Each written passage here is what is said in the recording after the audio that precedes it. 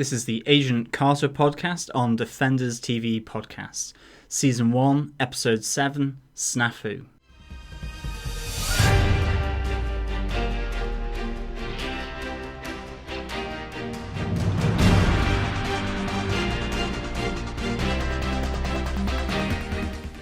Welcome back, Defenders. This is Agent Carter on Defenders TV Podcast, and we are episode 27 of Defenders TV Podcast, where we will be looking at Season 1, Episode 7, SNAFU. Situation normal, all effed up. Nice.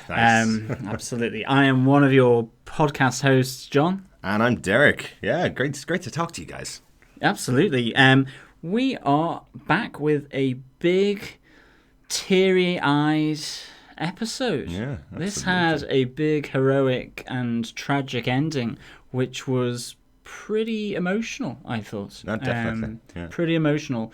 Almost as emotional as the reaction and fallout from Agent Krasinski's death, I think. Yeah, I think. If not more so. I think even more so, yeah. Really tough ending to the episode.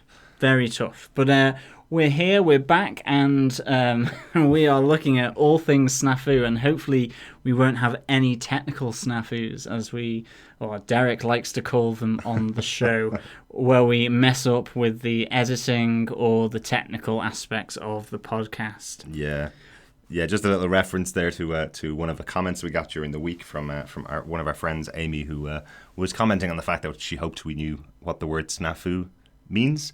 If for long-term listeners listening back to some of our Daredevil episodes, I did reference the word when I made a bit of an editing snafu many moons ago at this stage.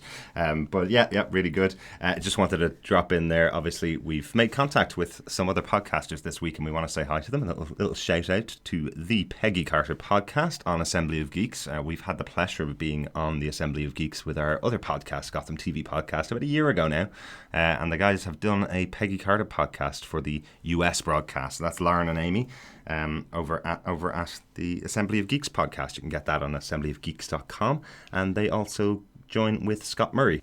Or, as Amy and Lauren Galloway are affectionately known as, Damie Johnaway. Yes, that's our shipping name, which Jose Molina, the writer of Agent Carter, has decided to ship the guys from Defenders cast and the girls from the Peggy Carter podcast, and combining the names together, he suggested Damie Johnaway as our combined name. Thanks. And speaking of combining, with our powers combined, I'm sure as well we will be having a joint podcast, as we had alluded to in last week's episode. Mm-hmm. So we're all looking forward to that. We just need to now to add another ship, make it so, as Number One said to Captain Picard. Absolutely. But, as always, you can find our podcast, Defenders TV Podcast, looking at Agent Carter at www.defenderstvpodcast.com/iTunes.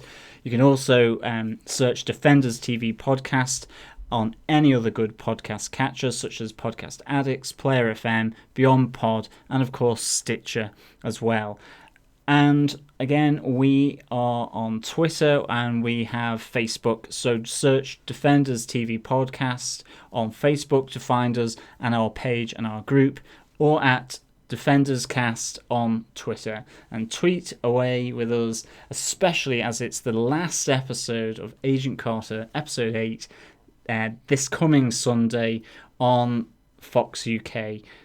So we will be in more of a mess, actually, I think at the end of this. Agent Carter gone, Agents of S.H.I.E.L.D. not yet back, Jessica Jones not yet started, Daredevil long in the rearview mirror at absolutely. I wish Fantastic Four was further back, but yeah, no films coming up yet. We did have Ant-Man. We have the Blu-ray release of Age of Ultron. I don't think we're going to go back and record another podcast about that, but it'll be something to watch. Absolutely. Yeah. And all culminating in November 2016 with the release of Doctor Strange. That's right. I like it. One more little announcement. We are off to New York Comic Con. I think we spoke about it. Yeah, I think we spoke about it a couple of weeks ago. But it's only about 45 days away now. It's not that long. Not that long at all. So that's on in October of this year, October 8th through to 11th, if my notes are correct. We'll be over in New York for those 4 or 5 days. And hopefully we'll get to meet up with some of our Defenders podcast listeners and our Gotham TV podcast listeners, or other podcasts. And hopefully some of our Hannibal fanables who listen to our Hannibal podcast on tvpodcastindustries.com. Yes, absolutely. So hopefully we'll release a little bit more information about maybe doing an actual meetup with people that are going to be in New York at that time. It might just be us sitting in a pub with a couple of beers, but hey, we don't mind doing that. That's happened plenty of times before. Yeah, come and join us. We have no day, time, or venue established at this time, but it'll make you come back and listen to the podcast again. Come and look at our beautiful pages on Facebook, our lovely Twitter Vista on Twitter, and of course listen to our podcast, and we will expose these secret dates, times and venues where we will essentially be two men otherwise in a pub or a bar in Manhattan, drinking away merrily with ourselves, hoping in our geeky t-shirts, probably with statuettes, comics, signatures, more wristbands than you could possibly want after a hard, long queuing slog down in the queuing area at New York Comic Con. Yeah. But everyone is more than welcome to join us, talk everything Defenders, Gotham, or Hannibal, once we have arranged the time, date, and venue. Exactly. Woo! Exactly. But a couple of the little bits from last week, following on from last week's episode, we did get some contact from Lindsay Allen, who wrote the episode that we were speaking about last week. She said, awesome guys, say lovely things about my episode. Thank you very much. Thank you, Lindsay, again. To the writers of Agent Carter, you guys have done a brilliant job with this series. I'm glad. I'm delighted that we're getting to see the episodes. It is a bit of a pity that it's been 6 months late, I suppose. To that point, we did get contacted by Rebecca, one of our followers on Twitter and one of our friends, who said hope that season 2 will be closer to the US broadcast since they now have a contract in place for season 1. Hopefully, we'll get a little bit closer to the US release next year when it comes out. Yeah, that would be great. I think it's certainly been pushed on Twitter by Fox and ABC, so hopefully it's been a roaring success, and they want it a bit closer to the season 2 dates in the US and North America. Yeah, absolutely. We also got Kayleen Coyne, who said episode 6 was her favourite episode of the show, which is really good. Thanks for that feedback, Kayleen. And finally, a little bit more feedback from Amy on our podcast from last week. She says, I'll admit to being more than a little obsessed over how you two pronounce Duggan. Hashtag accent crack. Thank you very much for that, Amy. Having an Irish accent like myself, or an English accent like John, obviously hoping that a lot of people are enjoying listening to us. I personally think one of the main reasons why we do the podcast is because I love how John says Peggy Carter correctly. That's the only English I speak with the Queen's English.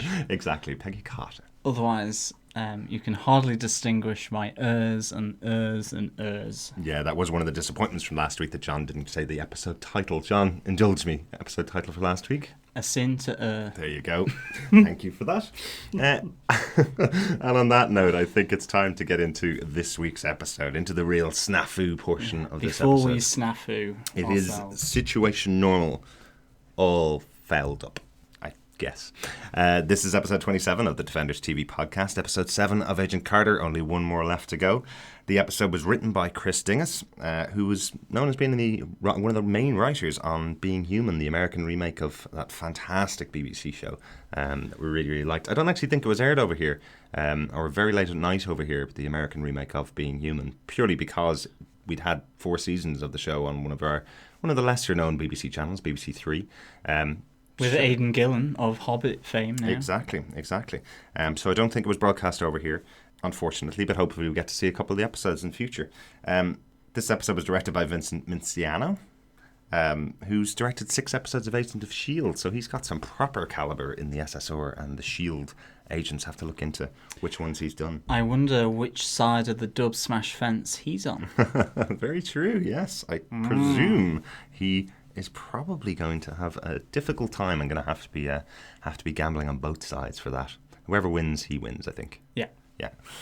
John, do you want to tell us what we got in this wonderful episode of Agent Carter SNAFU?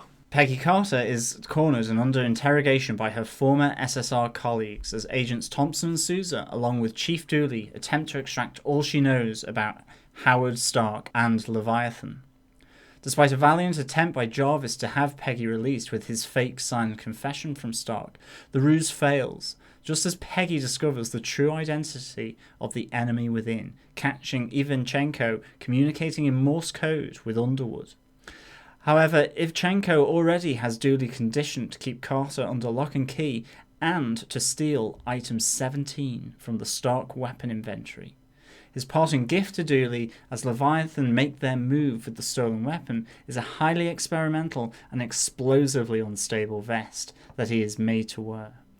As the SSR mistakenly zero in on Carter, Peggy reveals the truth about her own investigation to her colleagues, to gain their trust and to expose Ivchenko as the true enemy. However, all is too late as the SSR pay the ultimate price for their mistake with the heroic yet tragic death of Chief Roger Dooley.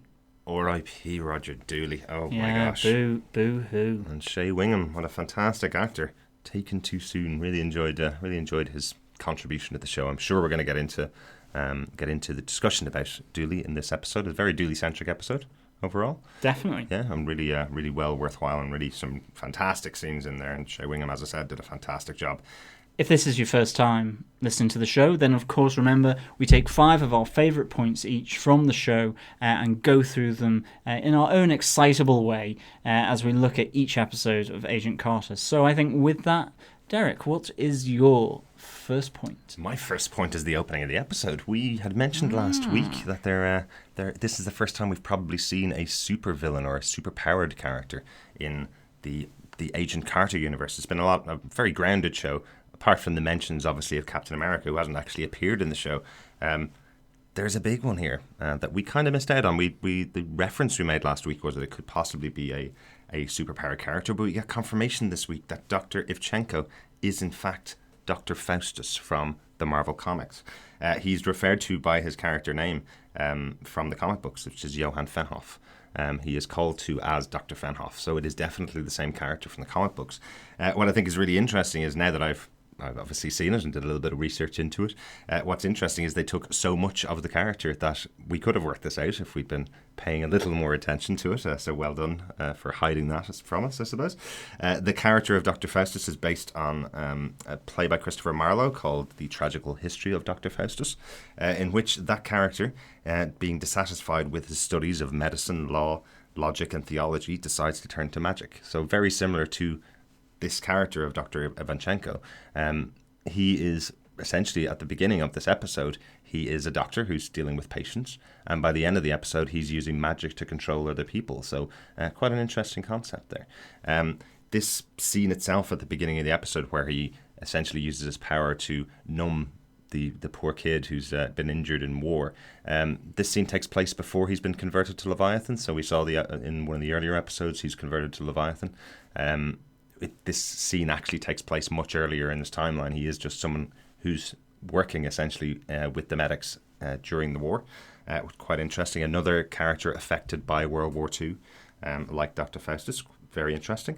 In comic books, in the Marvel Universe, he's definitely a Captain America villain.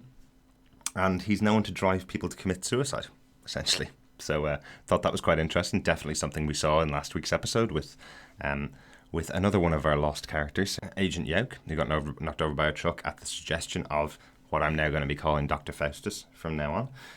He's very much involved with Sharon Carter and Peggy Carter in the comic books. So a couple of instances with Peggy Carter, but definitely with Sharon Carter, who is, I think she's actually been in Captain America Winter Soldier, the actress who's now playing Sharon Carter, another bit of a love interest for Captain America. But yeah, definitely involved in the Captain America universe and has been around for many, many years. So I thought it was really interesting to see a character so steeped in Marvel history, I suppose. Someone that's been around for decades and is definitely a Captain America foe being brought in this way into Peggy Carter. Did a great job, I think.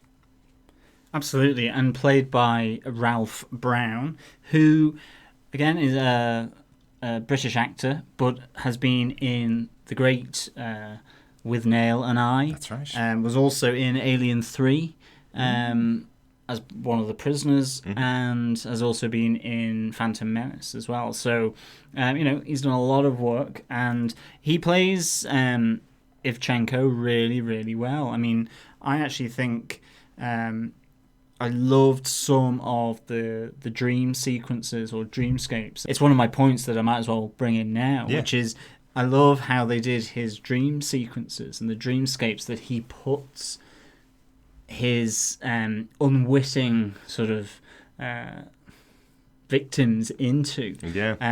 How he's there soothing words, positive words, but always in control, always making sure that they know they listen to him, that directing his voice.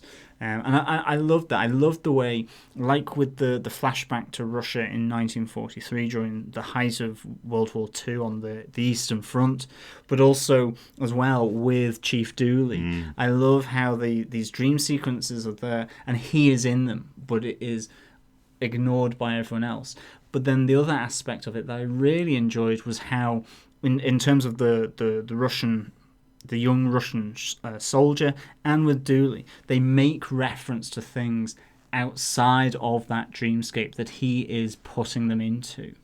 Whilst they're in it. So I think the Russian soldier goes, what are those people doing? And there's all of a sudden in this outdoor scene, there's these nurses and wounded people being ferried around. And ignore them. And I think Chief Dooley then makes reference to, why are you over by the window? You shouldn't be over by the window.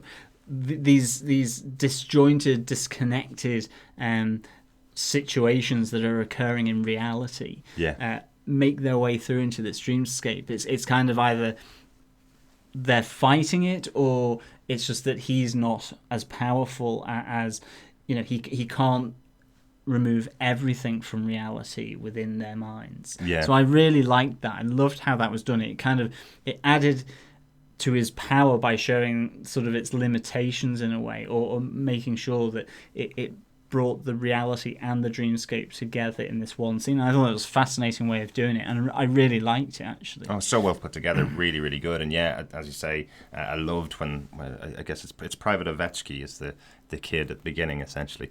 I love that he's starting to fight it. It's not that he's fighting anything. He doesn't know that he's being controlled, but he knows he shouldn't be in this situation in playing chess with his mom pre-war. He shouldn't be as involved in this. He knows he's still in the tent, in the medic's tent, essentially. That's why he's seeing bits of it. With Dooley, he's just been told there's something wrong. He's told that Ivchenko is communicating with somebody across the street, so he knows he shouldn't be near the window. So that's breaking in from the other side while he's being controlled, while he's being told to focus on the wedding ring.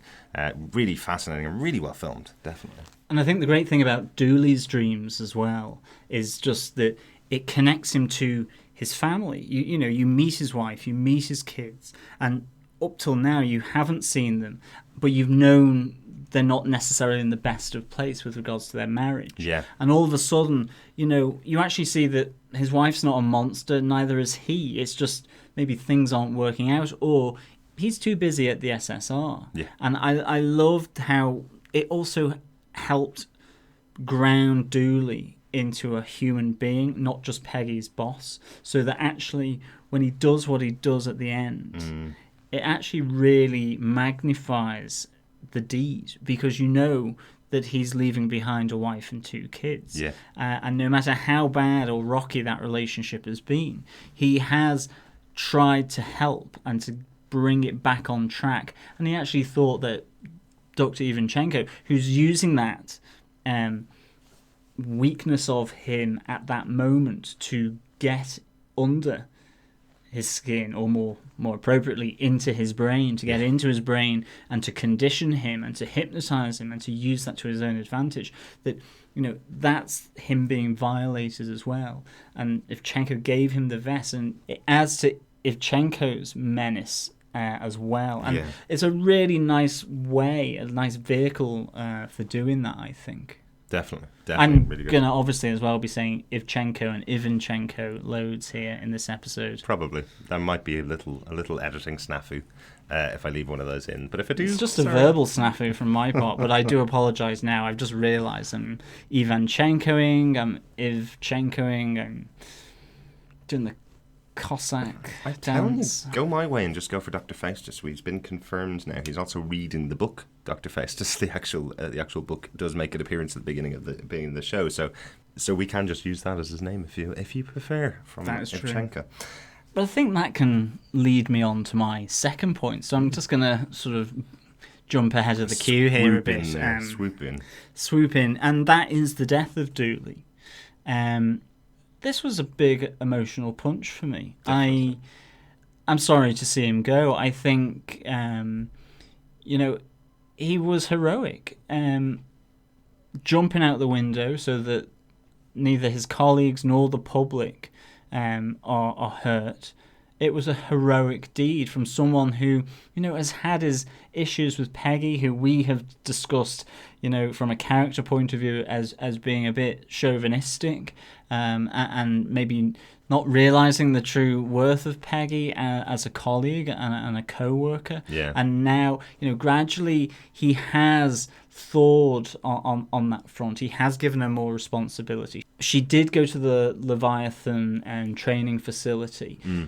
He was ready to listen to her and to give her fair dues until he then realized that they had been used to betray him. And then you see him turn. But nonetheless, you've kind of gone through the lows and the highs of Chief Dooley. Yeah. And to see how he took the fact that he was wearing, a Stark invention like that, and said, just go after them. You find them to Peggy Carter, and sort of runs. And I mean, that was just cool. Him running and firing the gun at the window. I thought it was very Terminator 2 to an extent. And I really, really liked it. And I liked what he did for,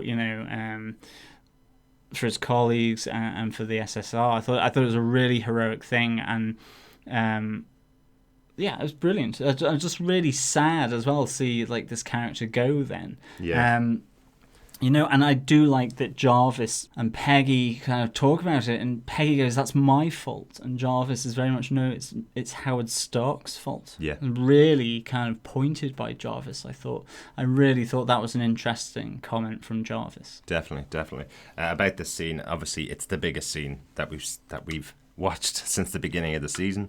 I think it was definitely unexpected for me. I don't know, and I seem to have been able to avoid the spoilers for the last couple of months about the fact that we may have lost Dooley, but apparently this was in the original first draft, and when they went through the whole casting process, this character was going to die by the end of the season. This was always the case. He was never going to leave season 1, essentially.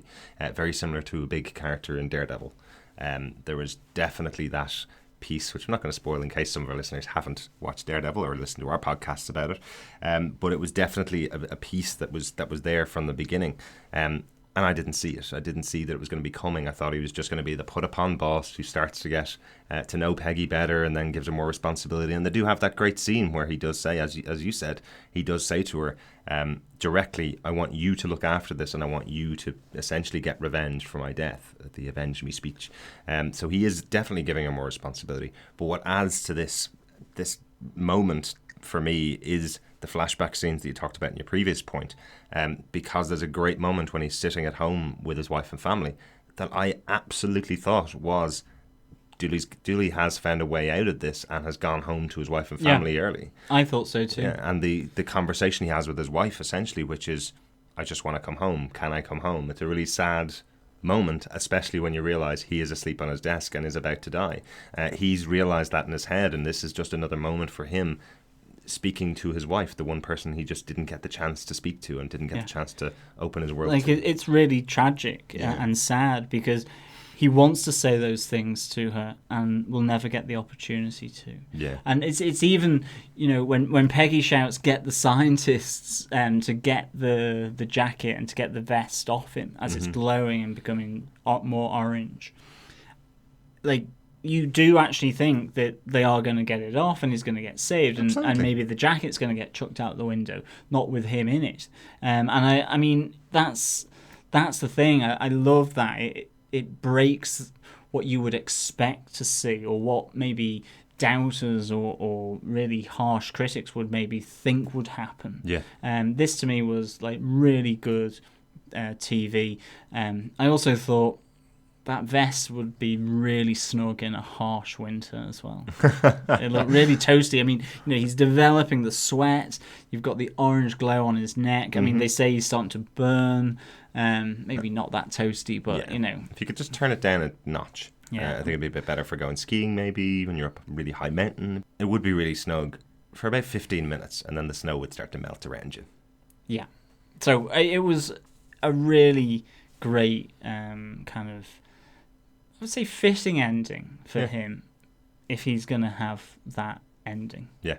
And I do love how they tied the SSR together as well. You had Thompson, you had Peggy on one side, and then you still had Sousa on the other side investigating Dottie, essentially, but he's looking out of the window as Dooley comes towards him and the explosion happens. I think it's really good that you see all of the SSR witness this. It's not like somebody has to tell Sousa what happened because he was out. He's seen what's happened from across the street, which I thought was really well tied together. And just earlier in the episode as well, he's been pretty sort of mindful when he's informed that Agent Youch had died as well. Yeah. Yeah, absolutely. Both at the hands of Ivchenko. Dr. Faustus killing people all around him. Not good. So what's your next point, Derek? My next point is something we don't normally call out, weirdly, even though it's present in every single episode. The music for this episode is fantastic. There's a really, really good score going on in here. The score for the series was done by Christopher Lennox, who did the theme tune for the show. He also did the score, I believe. It's quite difficult to find out exactly who did it, but there are two specific scenes in the episode that have fantastic music. I know you're going to talk about one of them in a mo, but the other one for me is when I suppose when Dottie gets away from Sousa and from Thompson. There's a great piece of music that really feels of the era, really feels of the good crime drama of the 40s and 50s, that kind of time. Really good job. I just wanted to call it out. It was really worked this week. Yeah, no, I thought the music was great this week. It really chimed, pardon the pun, with me. But in particular, and this is kind of, I suppose, my third point really, and what I want to bring in the music is the interrogation, the interview of Peggy Carter by Thompson, Sousa and Dooley. And there's violin strings over this going between the three different interviewers, and obviously then with Peggy Carter, and it feels like something from a Hitchcock or that era type of film. It's very high strings. The melody, the harmony of it all just works so well with this really, really good interrogation scene of Peggy Carter, and I absolutely loved it, where you have Agent Thompson coming in going, "I'm confused." Agent Sousa comes in and goes, "I'm sick," in relation to Krasinski and the death of him. And you have then Dooley coming in and saying, "I'm impressed." And all three of her former colleagues having different ideas. You have Thompson, who knows what she did in Russia and who essentially helped him combat his nerves and so on out in the field. He says, "You saved my life," Yeah, he goes, "There's something that's not right here." You have Sousa, who in a sense has been eyeing Peggy Carter as someone who he fancies, he might ask out, and that betrayal to him where it is kind of focused around Krasinski and the death of Agent Krasinski. And he says, it's a great line, "I attended that performance." He just sees her as false at this stage. And then we come to Dooley, who says, "I'm impressed," and he just says how there are men out there who would love to play the game half as well as you. There's a real admiration there, and there's three different tacks in a sense, techniques coming at her, and still she doesn't break. And I just thought it was a really good scene. It's one of those scenes that comes together and is just great. It's spot on, and I loved it. I loved how it did that, and I think it also then goes into, I think what you're going to talk about is Peggy's response. Yeah, I also just love how that scene is put together, particularly Daniel Sousa and his reaction to this. it's so obvious, it's so honest, it's so guttural. Enver, who plays the character, was in a TV show called Dollhouse, which I absolutely loved, in which pretty much every episode he played a completely different character right up until the end of the show. Good. And brilliant, and you can really see why he got the role in that show. Another Joss Whedon joint, if we can call it that, but you can really see why he got the part in that show, because he is brilliant at playing emotions just with a flick of the head, or just the way his eyes move, the stance that he has. You can tell he is totally downtrodden at the idea that he's been looking at Peggy as being the person he's had her back. This isn't an interrogation for him. This is an opportunity for him to tell her how he really feels about what she's done to the SSR and what she's done to him. I think that's really interesting, and he plays it so well. Thompson, again, I didn't really expect Thompson's reaction here. He just doesn't understand. He doesn't understand why she can play this dual role. He knows there's something wrong here. He's figured it out, that this isn't. They're obviously chasing the wrong girl, because he knows what she's really like. He's seen her. She saved his life. She knows her work with the Howling Commandos. He knows she wouldn't turn on the SSR. So there's obviously something else wrong. And he'll go off and investigate that further, probably. He's a good investigator. He gets it. But then you got Dooley, who's just finally realised what the treasure that he has and hasn't paid any attention to. She is the one that knows how to play everybody around her in his head. She's the one that's been able to do everything under their noses, really. And he's never realised that. That's why he's so impressed. Just a really well put together scene, definitely. Which leads me on to my point, which is the reactions again, the fallout from this. Is Peggy explaining to them what she's done? She basically says, "I didn't lie to any of you. I'm only basically overthrowing what you thought I was." She says that essentially I'm nothing more than what you created of me. She says to Thompson essentially that I'm a secretary in your minds turned into a damsel in distress.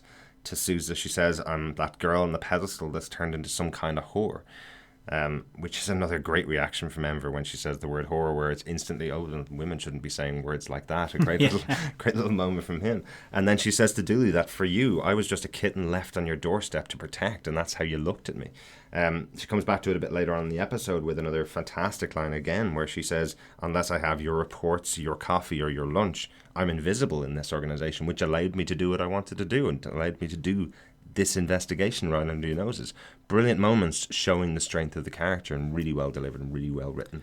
Yeah, and also the weaknesses of the men. I mean, I love the fact that she essentially tells them that I could conduct this whole investigation without you realizing, because whatever I say, you don't listen to me. Yeah. And nobody looks and truly looks at me to see exactly what I'm doing. And yeah, she makes the point, as long as I have the files, the coffee, and the lunch at the right time, the right moment, in the right order, no one bats an eyelid. Yeah. And I love that, you know, even when she is being interrogated, her mind is still on the case, and she goes, you know, you shouldn't be after me, you should be after Dottie Underwood. Well, you had her in your grasp when you arrested me.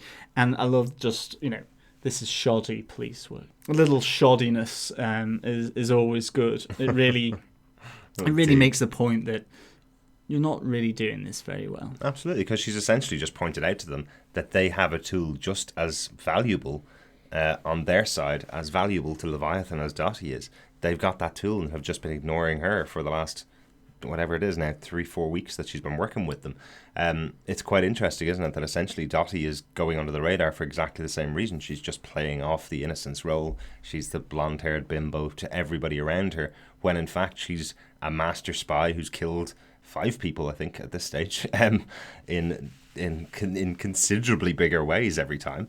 And they have that on their side. They have Peggy, who was in war, fought side by side with the Howling Commandos, and is working in their office, carrying around their coffee and getting them lunch.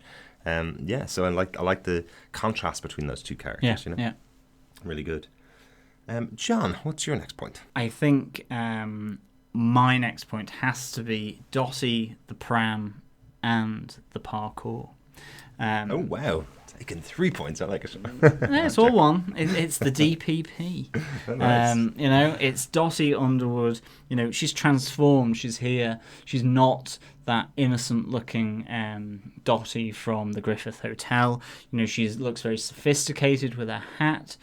She's off buying a pram, and you're wondering what's that for? I immediately thought back to the remake of Battlestar Galactica, the first episode where you had the Cylon with the pram. Ooh, wow. And so on. I don't know, really, this isn't going to end well for anyone close to that pram, of course, which we see. It all links into item 17, this weapon from the Stark weapons stash that she was trying to recover when she, presumably it was her that flirted with Howard Stark and stole all the weapons from the vault. Yeah. But you have that pram, and what happens in the cinema then right at the end, which is like the rage gas or something from I don't know, 28 days later. I thought that.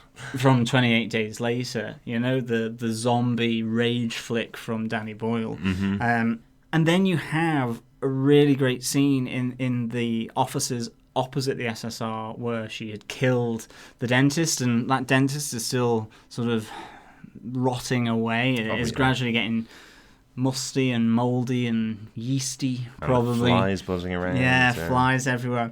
But I love the fact that she gets trapped in there. And there's two parts of this that I just thought was great. Whether it's screenplay, acting, all and both. When she walks out the office thinking that the coast is clear, or pretending that she's just walking out, and she looks down at the shadows on the floor, and she sees Agent Sousa's shadow with the gun, and then she looks back up. Just her expression on her face that she is doing that, and she is mindful as a trained assassin, a trained spy would do. I really liked that. I thought it was great little touches that just elevated what she was doing as she just simply walked along the corridor. So it was really, really good, and that was picked up in the editing and the camera work as well. And I presume in her head she's making the decision as to whether she can get past this person by using the Dottie Underwood, I don't know where I am, I'm a little bit lost in the building kind of conversation, or whether she can just become the spy and kill whoever it is that's waiting. And she realizes that the game is up, that this person has their gun drawn, so she's going to try and take him out. And Sousa survives ultimately, but then you have the parkour kind of jumping between the handrails all the way down the stairwell to the bottom, and she takes out one of the agents, agent down. Just great. This character is awesome. She's so truly good. Awesome. She's so good. That scene, particularly of her going down the stairs on the inside, really reminded me of the scene in Captain America: Winter Soldier with Natasha Romanoff, Scarlett Johansson's character, as she goes down the inside of the ship. Do you remember that scene where she's jumping down platform to platform inside? Essentially, it's very, very similar. And again, this just underlines the fact that Dottie is a Black Widow. She's trained in the same kind of place as Natasha Romanoff's character is. She's definitely a Black Widow as well. She's the precursor, and seeing 1940s parkour is fantastic. Really, really cool. Really good scene, definitely.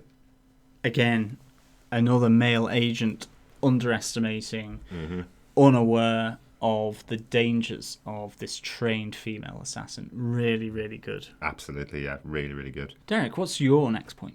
My next one is definitely Jarvis. Absolutely loving Jarvis in this, coming to Peggy's rescue. Not that she asked for it. No. But he does try his best, saying that he's got a signed confession of Howard in a briefcase. But I love it. I love how he interacts with the characters around him, particularly the girls in the phone desk as he walks in through the door. He says he's been there before. He's been in here for interrogation. Can he not just let him in to see Captain Dooley? Very, very matter-of-fact kind of way of dealing with it. But a really great reaction, just a nice little touch that's in there of the lead phone operator who reaches under the desk to grab her gun. Great little moment. But there's another brilliant touch in there as he mentions that he's got a signed confession from Howard Stark in there. About half of the girls, I think, that are on the desk. Yes, great. They kind of go, ooh, he mentioned Howard Stark, which I think is quite interesting. You can see them all swoon at the very mention of his name. Yeah, exactly. It's very cool. But another half of them are still on their guard. I would presume they are more the Peggy Carter types, the trained operatives. And of course, he thinks he's Jimmy Cagney Absolutely. as well. Like, I love, again, it's the Totally. interaction between the two characters where Peggy Carter is like, you've been in custody for less than an hour and you think you're Jimmy Cagney. It's like, get a grip, man. Absolutely. Get a grip. It's fantastic. Yeah. Really good. But yeah, I love that, again, he's trying to save Peggy. She does give the reaction of, I didn't ask you to, essentially. And it turns out that, yes, he's been faking it. An interesting point here. This is a big lie from Jarvis. And we know that when Jarvis lies, he touches his ear. Yeah. He doesn't do it in this episode at all, does he? So I quite didn't spot interesting. it, Yeah, actually. I didn't. We had mentioned. I knew you would be after that one. I knew know. you'd be looking at it. I was looking for it because we did mention back in that episode to have a big tick like that. You mentioned. I did. Yeah. In fairness, I didn't spot it now. Yeah. But I wasn't looking. I did mention that I was going to be looking for it, so I have to make the point. I have to call out myself when I say it. Now, very much so, obviously, since it's been pointed out to him and pointed out how obvious it is by Peggy, it's possible that he changed the tick and doesn't have the tick anymore because it's been pointed out to him. But I do like that he does that. Well, I suppose. Well, he's I not a noticed that he stupid did that. character. Absolutely, and that is true. So he is told an obvious giveaway by Peggy from a previous episode. He learns and makes modifications and doesn't do it again. Exactly. I love how you put it. Very good. But again, obviously, the fun part about this is that it does fail. This is a faked confession that he wrote himself. It's a big lie. He thinks Dooley's a bit stupider than he is, but clearly Dooley is a smart character. He's not an idiot. He basically says to him that well, you're not getting released out of here until Harrod Stark is on my doorstep, and then we'll release you, definitely. There's no problem. We don't need you. We're looking for Harrod Stark, obviously. And it gets Agent Carter kicked out of the SSR. She's gone now. Yeah. There's no saving of her career, which is pretty huge. That's a big minor moment, really. I mean, a big moment, but ends up being minor. Yeah, possibly. Yeah, it could be overwritten now by obviously the death of Dooley. I'm not too sure whether it matters next week when everybody's going to be trying to track down his killer. In next week's episode, whether it matters that Peggy's working for them or with them anymore. Yeah, I know what you mean. But I do like Jarvis's reaction when Peggy confronts him as to why he wrote the confession, and he says, well, panic was involved, which I thought was quite funny. But yeah, really good episode, and a really good moment, I think, of the episode. And of course, always having a moment of levity with Jarvis in the episode is definitely warranted. This is quite a heavy episode of the episodes we've seen. A nice moment to have Jarvis come in, a little bumbly, a little shambly, but heart in the right place. But yeah, really good. Yeah, and I mean, an interesting line given by Peggy Carter actually that had me wondering was she says. I think as he is saying that he has essentially faked this signed confession, and they're kind of in the boardroom, and she goes, "Have you ever been hanged, Jarvis?" And he's like, "No," and she replies with, "It's quite unpleasant." And I wrote in my notes, so has Peggy been hanged? You know, was she captured and put on trial and essentially to be executed? That was the judgment, and was saved, as she's hanging there, Maybe. Heroic save by the Howling Commandos or something like that. Which is a very interesting comment that she says is it's quite unpleasant, as though just the way it was done. It sounded like she had experienced it. Yes. Rather than simply knowing that something like that would be unpleasant given what's involved. It seemed more than simply knowing that being hanged is not going to be a nice thing. It seemed like she had experienced it because, she prefaces it with, "Have you ever been hanged, Jarvis?" As though that's something that he would happen. That's the way I took it. It probably isn't that at all, but I just thought that was a really sort of quirky little conversation that was put in there, and it kind of got me thinking, well, has she been hanged? She could well have been if she was ever captured. Yeah, I see flashback for season 2 potential here, and another appearance by the Howling Commandos, perhaps. And on that point, John, what's your final point? My final point is kind of a bit of a comedic element as well. It's the 1, 2, 3 gag, the 1, 2, 3 wait gag. A real sort of, I felt like a British kind of humour from that era. Real, just that slapstick element to it to an extent. Like a carry-on or on the buses. Yeah, it was the classic, 1, 2, 3 wait. And it's just then, what? Peggy's like, what is this? He says, other people behind that glass, will they get hurt? And she goes, well, there'll be a spray of glass, so they might do. And then it's like 1, 2, 3, and it's like, wait again and again. Well, if there's people behind that glass, will they have guns? And she goes, well, they might do, and in which case we might get hurt because there'll be a spray of bullets. And then it's like, bang, third and final time, 1, 2, 3, smash through the glass, and then it's that kind of the look as they go, we're still attached to the table, we're still handcuffed together, and it's just a really nice little comedy moment that I just thought was like sweet. It was cool. I really liked it. And again, I like the reaction from Thompson as he walks into the room, going, "What's going on here?" Basically, all they've actually accomplished is they've smashed a window with a table. That's all they've accomplished. They didn't escape because of it. They made a bit more noise, and that's why Thompson comes. But the intention was obviously to escape the way you would. A nice little moment, really good fun. Yeah, it kind of reminded me of a sketch that, say, the two Ronnies would have done, or something like that, or I don't know, maybe Morecambe and Wise. I mean, for anyone listening from America, they're two really big sort of British double acts from sort of the 70s, certainly 60s, 70s. The heyday would have been 70s, early 80s, definitely, I think. Really good. I would definitely watch a Peggy and Jarvis show just like that, definitely. The Peggy Jarvis show. Yeah, exactly. The two Runnies. Very good. See, you're pitching it already, John. Well done. I know. But yeah, loved that moment. Just a really light touch. Again, as you say, in a relatively deep episode, especially with regards to Dooley. Yeah. Derek, what's your fifth and final point? I'm going to end on one of those big moments. I know we did slightly talk about it, but the cinema. My gosh, that was a huge moment. Didn't expect to see that after the death of Dooley. I think I was kind of expecting that's where the credits would roll. Wasn't expecting that we would see exactly what Dottie was going to do with that stolen piece of equipment and the baby carriage that she got.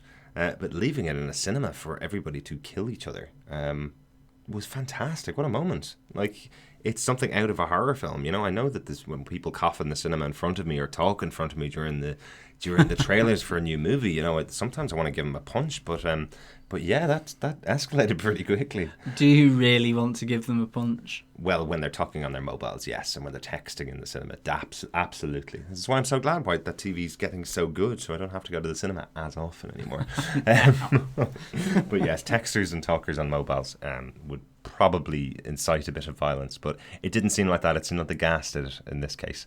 But I do like there is a reaction from a member of the audience when he starts hearing the coughing around him. He doesn't think there's anything wrong. He just thinks everybody's coughing at the same time to ruin his movie experience. Yeah, exactly. I wonder if he's the first person that turned and got the rage virus, I suppose.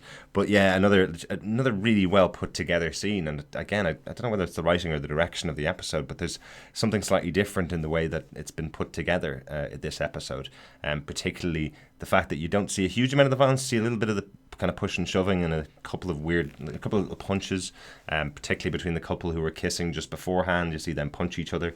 But then it cuts to outside, and you have the couple who are kind of arguing about not having to pay for parking. Luckily, they didn't pay for parking and found free parking. But I love that that's the I take that all back, she says. Exactly. Exactly. But I love that that's the reveal of the cinema, is essentially as they walk up, the usher opens the door, realizes it shouldn't be locked with a piece of metal, but shows the two of them in, and that's how they see the scene. Essentially, they walk in from the back and see all these people killed in the room, and essentially fade to black over the fantastic Scream horror movie moment. This would be how one of the Scream movies would open, really, with the wide open scream, and really well done. I love the usher there just for that scream. She's got a great career coming up as a scream queen, I think. Yeah, it was a nice little horror moment, I reckon. Yeah, definitely. So looking forward to next week, I think. Yeah, the last episode. Really looking forward to it, definitely. Yeah.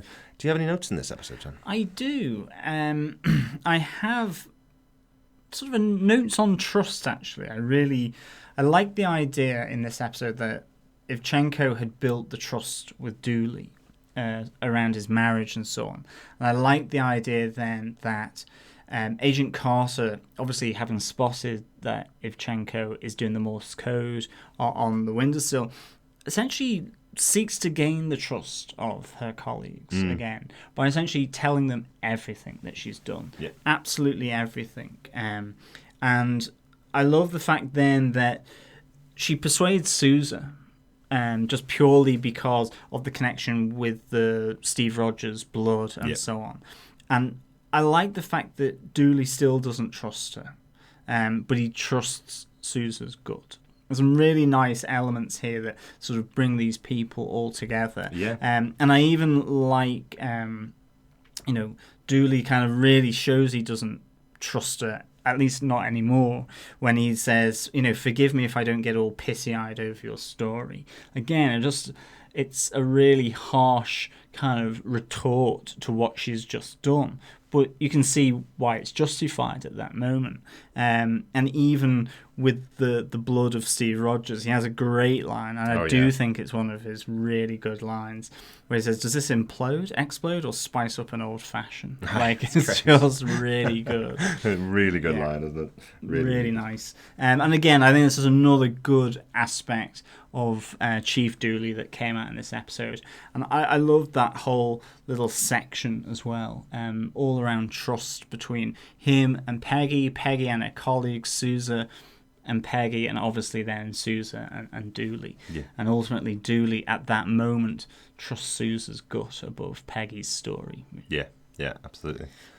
Derek, have you got any more notes? Just a couple of little ones. I like the fact that Jarvis has also recognised what the Morse code is, and he's decoded it as well. So getting to see a little bit of Jarvis's background in the military. So just a little bit more of a connection between the two characters than we've seen in the past. That was really good.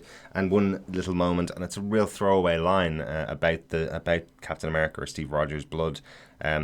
There's a really throwaway line, but it actually is a little bit of a tear crept to my eye as Peggy says that the reason she was looking for it was because she wanted a second chance at keeping him safe, at keeping poor little Steve Rogers, which is still who he is in her mind, the young man who ran straight for battle essentially without thinking of any danger to himself, and that's the relationship she has with him.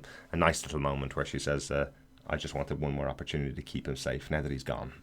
Yeah, it's really exposing herself to these three lads, essentially. Absolutely. Because she feels she has to, and she knows she has to. Again, it's that trust element. Yeah, really good.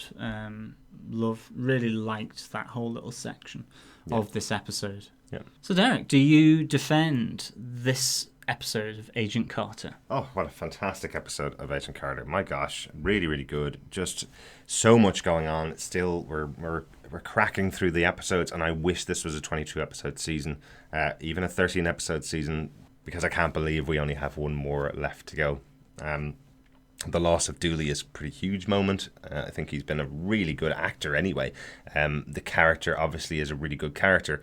You don't love him throughout the season so far, but he's tended to be very fair kind of character around Peggy. He's tended to look upon her as a capable person, but not someone he'd put in the front lines.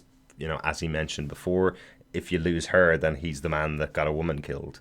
If you give her too much responsibility and somebody else dies, then he's the one that gave the responsibility to a woman, and she's the one that caused somebody to lose their life. So he's not progressive by any means, but he definitely understood that she had good characteristics, and definitely understood that she had a place and a purpose. And by the end of this episode, he's absolutely realised her place. He's become impressed with her, understands who she is, and unfortunately makes the heroic sacrifice. So a fantastic episode from start to finish. I think I can't say much more than that. It's the highest of defends for me, definitely. So, John, do you defend this episode of Agent Carter? I do defend this episode of Agent Carter. I think it is a really strong episode, one of the strongest from the season so far, and for that I give it 4.5 Dotty Death Prams out of 5. I really like this. I mean, ultimately, at its heart is the death of a colleague of Chief Dooley that emotionally brings together all of the SSR under trying times, as the enemy that's been within has been corrupting that same family of the SSR, attacks Dooley by way of his own private family. And for me, it's just really good in that and how it deals with it. You have betrayal, you have confusion, you have the issues of trust, you have all these emotions running round, and then at the same time you have a real menace in Dottie and Ivchenko, progressing their plans, not getting caught, and being quite methodical. Really, really good. And then obviously there's some really nice moments as well between Peggy Carter and Jarvis as well, which are always strong, always good. So for me, that's why I give it 4.5 Dottie Death Prams out of 5. It's one of the strongest emotional episodes of this season, I think. Yeah, definitely. But I think with that, we've got some final little snippets of feedback that we want to give a shout out. We did some earlier on in the episode, but we've got a few final bits of feedback and comments and thoughts on Agent Carter that we want to share with you that we've gotten in through Twitter. Yep, absolutely. So Rebecca says last night's episode was definitely a cry episode. So she was able to get to watch it in time this week and was crying with the rest of us, I think. Lauren says the whole episode was so intense, but that ending passes the tissues next week. Get ready to be blown away. Thanks, Lauren, and thanks for keeping the spoilers for next week away. I reached out to Christopher Dingus, who wrote the episode, and said, "Oh, Jesus, Dingus, what did you do to us for this episode? You've made us cry." He said, "I did what I do." That's essentially what he said. So thanks very much for that, Chris. Absolutely. And finally, I said, "Wow, what an ending to that episode! Can the writers make us cry anymore?" Lauren says, "Get ready for the finale. Cry emoticons." I think she used every single crying emoticon I've ever seen on Twitter. And Amelia says, "This question is a dangerous question. The answer is yes. ... Hugs." So thanks very much for that, Amelia. We will probably need your hugs at the end of the next episode, if that's anything to go by. If you want to send in your feedback, make sure you email us at feedback@defenderstvpodcast.com. We read out any comments that we receive, obviously. You can follow us on Twitter at DefendersCast. Make sure you keep up with us. We will obviously be live tweeting the finale episode next week. And make sure that you subscribe to the podcast on defenderstvpodcast.com/iTunes. If you're in iTunes or in any good podcast catcher, go and get Defenders TV Podcast. Yes, for our last Agent Carter review of episode 8. Yeah. But there's tons of content out there. As we mentioned earlier on, we are also podcasting about Hannibal, which John does with our friend Irene. And we're podcasting about Gotham, which returns in the next couple of weeks. So we also cover the DC universe on that podcast. And we've covered Daredevil, the Netflix series, for this podcast. So you can find them all if you go to tvpodcastindustries.com. There are links to all of our shows through that website. Or you can go to the individual websites, gothamtvpodcast.com for our DC Universe podcast. As we mentioned, defenderstvpodcast.com for the Marvel podcasts and those reviews and movies. And over to TV Podcast Industry for, at the moment, all the links plus an exclusive series over there, which is Hannibal. Yep, absolutely. Again, thank you so much for listening. And of course, I'll be all teary and blow my nose on handkerchiefs. It'll be a disaster for the sound editing next week. But that could be a big snafu then. Yeah. And then a big tissue. Anyway, on that dreadful joke from me, it's good night from me. And it's good night from him. Good night. Good night.